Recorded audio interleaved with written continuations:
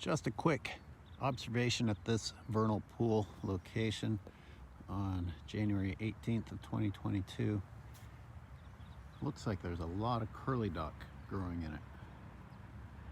Is it a coincidence, or does being in this body of water have something specific to do with the success of curly duck? I mean, it pretty much ends right at the water line. You might have a straggler or two in here, but you know, the water line is receding, so you have to take into account that the water was there. I don't see the curly duck over here. I see one. Anyway, nothing's 100%. What do you think? Coincidence there's so much in there? January 18th continued. Take a closer look at this vernal pool, and what do you know? Goat poop immediately without even me having to try. There's some. I mean, it's just ridiculous at this point. I really wish I had an ecologist with me. I hate Googling in order to get the answer, because it's just not very entertaining and you always get inconclusive results in a lot of cases.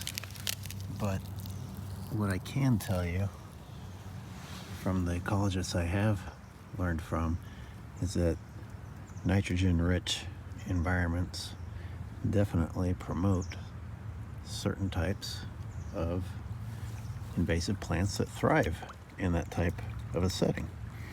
And it can lead to eutrophication of this body of water, because as you can see,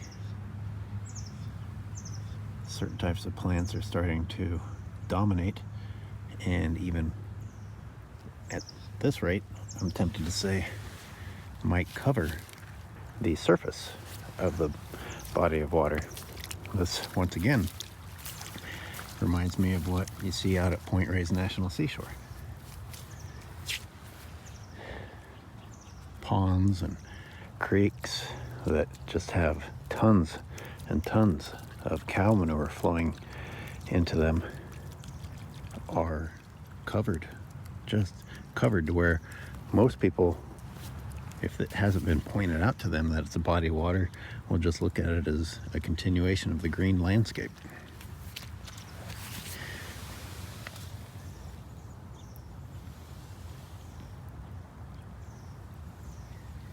Eutrophication means the oxygen in the water will get used up, which means that life that forms in these vernal pools, which are incredibly important, will be hindered, obviously. Let's say that you're an amphibian being born and you need the oxygen in your gills.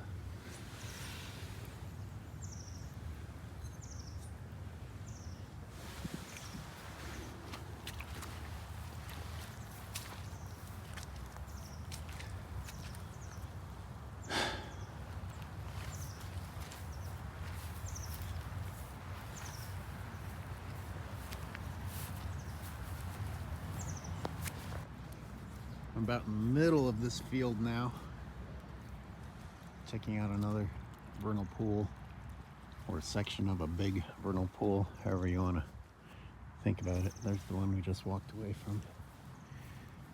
Let's see how much different the plant life is over here.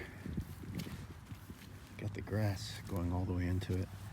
You got the curly duck, and then you have whatever this thing is that's growing over the surface. Now, you know, not all plant life is bad. I certainly don't want to employ that. In fact, it's important, crucial, as long as it's the right plant life.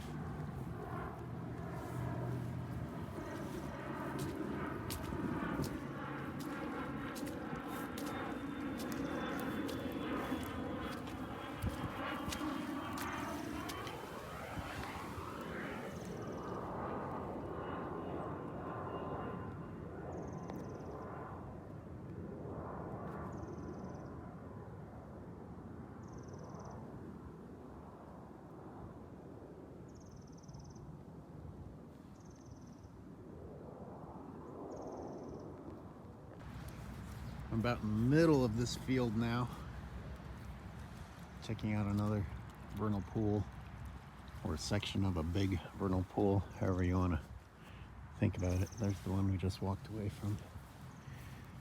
Let's see how much different the plant life is over here. Got the grass going all the way into it. You got the curly dock, and then you have whatever this thing is that's growing over the surface. Now, you know, not all plant life is bad. I certainly don't want to employ that. In fact, it's important, crucial, as long as it's the right plant life.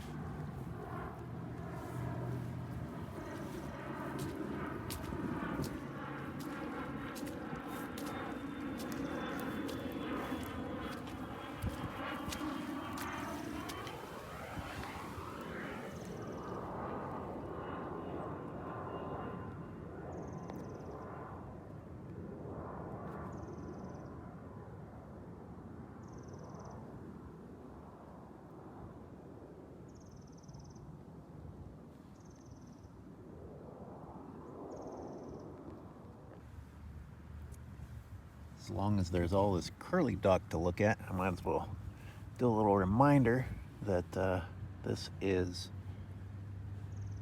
a plant that originated in Europe, parts of Africa and Asia as well, but it is definitely not native to California.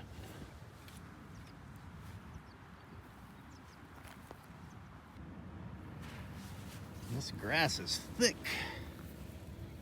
Thick, thick, thick. I remember getting hopeful that it was native.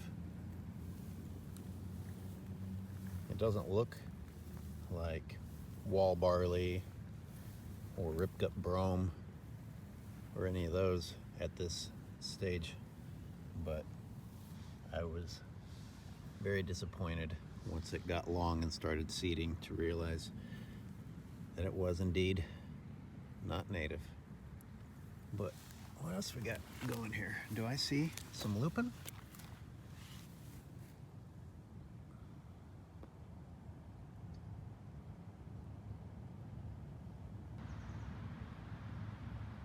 Look at my patient buddy, just waiting for me to finish identifying these plants.